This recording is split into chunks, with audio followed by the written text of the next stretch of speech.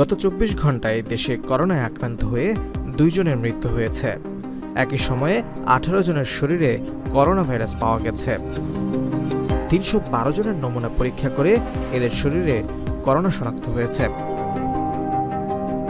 মঙ্গলবার স্বাস্থ্য অধিদপ্তর থেকে পাঠানো করোনা বিষয়ক নিয়মিত সংবাদ বিজ্ঞপ্তিতে এসব তথ্য জানানো হয়েছে।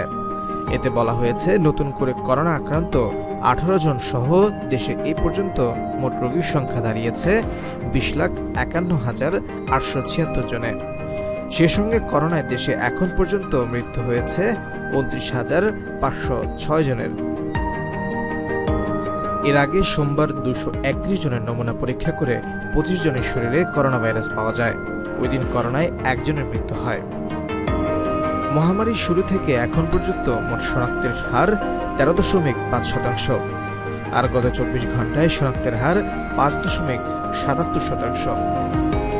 প্রসঙ্গত, ২০২০ সালের ৮ মার্চ দেশে প্রথম ৩ জনের দেহে করোনা ভাইরাস শনাক্ত হয়। এর ১০ দিন পর ওই বছরের ১৮ মার্চ দেশে এ ভাইরাস আক্রান্ত হয়ে প্রথম ১ জনের মৃত্যু হয়। ২০২১ সালের ৫ ও ১০ আগস্ট ২ দিন করোনায় সর্বাধিক ২৬৪ জন করে মারা যান।